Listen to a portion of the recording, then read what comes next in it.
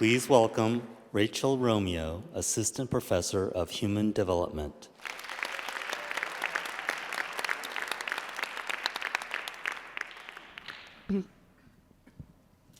I am a developmental cognitive neuroscientist. This means that I study how the human brain grows and develops across childhood and comes to support amazing skills, things like language, cognition, emotion, and learning. There have been so many transformative findings in my field in recent years. Here are just a few examples that made headlines. Pretty amazing, right? These are fundamental, transformative findings that have advanced our knowledge of how this little 3-pound organ in our head comes to support who we are as human beings. Now, what if I told you that the overwhelming majority of participants in all neuroscience research, some of these studies, are overwhelmingly white, non-Hispanic, and from upper middle class backgrounds? Would that change your opinion on what the science says about how the brain develops? In my research, I study how children's varied backgrounds and different walks of life shape their brain development and their cognitive development.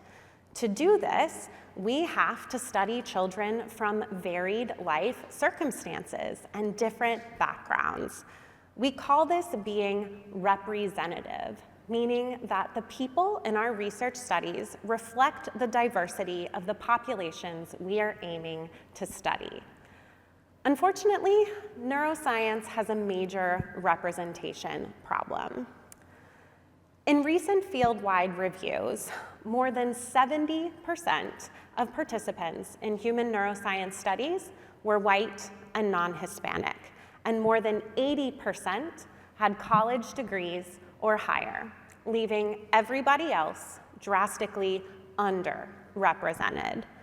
And that's just the studies that report the demographics. Fewer than 30% of neuroscience studies report any measure of socioeconomic status, and fewer than 15% report any measure of race or ethnicity. So we don't even know who is participating in our research. When I started my lab at Maryland 4 years ago, I did not want to reproduce this problem.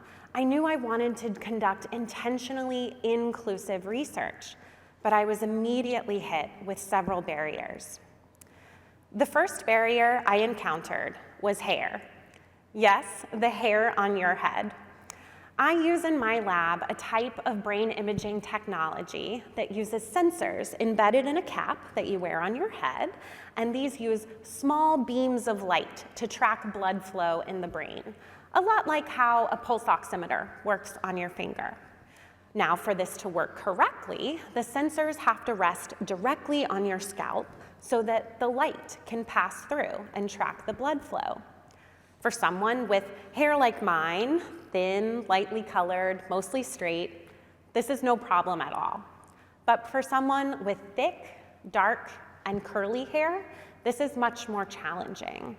This is one reason, amongst many, that Black and brown individuals are largely and systemically excluded from neuroscience research. I knew I wanted to fix this problem, but I did not have the lived experience to do this. I couldn't do it alone, and I had a lot of learning to do. So I recruited a group of students who did have lived experience, and together we created an innovative suite of hair preparation techniques, including the specialized braiding patterns you see here, and we paired these with culturally responsive approaches to establishing informed consent, participant trust, and participant buy-in so that people wanted to participate.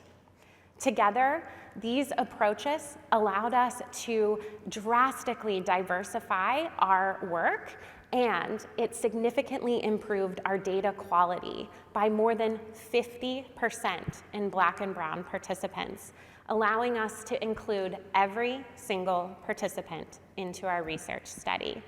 Since publishing this work, we're now being consulted by research groups around the globe asking for help to make their neuroscience research more inclusive too. Now, hair was not the only barrier. The second barrier I encountered was the lab itself. The need to come into a lab is one of the main reasons that families do not participate in developmental research. There are real barriers, things like taking time off of work, transportation issues, finding childcare, and these overwhelmingly affect low-income families more than others. So we decided to bring the research lab to them. We packed up our brain imaging equipment, and then we conducted our neuroscience studies in real-world contexts, places like classrooms and preschools, in clinics, in community centers. And this allowed us to drastically increase the representation in our studies. Sometimes we would embed ourselves for weeks at a time, building relationships with individuals before we ever collected a single data point. Our research pool has now been drastically diversified, especially socioeconomically and racially. Now, more than 25% of the participants in our 4 years of research have lived below the poverty line. This is a context of development that is incredibly common and almost never represented in neuroscience research that takes place in labs. Even more importantly than that, it allows us to study brain function in the real-world contexts where children are living and learning every single day. We call this ecological validity, meaning that our research findings reflect the real world and ultimately are more applicable. Now, you may be asking yourself, why is this representative research so important? And on theme for today, why is it important for the public good?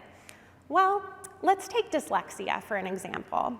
Decades of largely unrepresentative research converged upon the idea that there was a single core deficit that led to this learning difference. However, when my colleagues and I recruited more diverse research samples, more representative research samples, we realized it was actually much more complicated than this. There were multiple brain patterns that were leading to reading difficulties. And when we acknowledged that, it allowed us to tailor our educational interventions to the different unique brain pathways. And this ultimately led to significantly improved reading scores across the board. So, not only does conducting representative research improve the accuracy of our scientific findings, it drastically improves our ability to translate those findings to real-world educational impact in classrooms. This work is not always easy. This work is time-consuming. It is expensive. It requires redesigning equipment, rethinking protocols, and often moving a lot slower than traditional academic systems reward. But it is critically important. And I don't want to suggest that we have solved the problem of representation in neuroscience research. We still have a lot to do, a long way to go. But for too long, we have designed the science first and then asked our participants to fit themselves into it. And I believe that instead, it is time to design the science for the people. Thank you.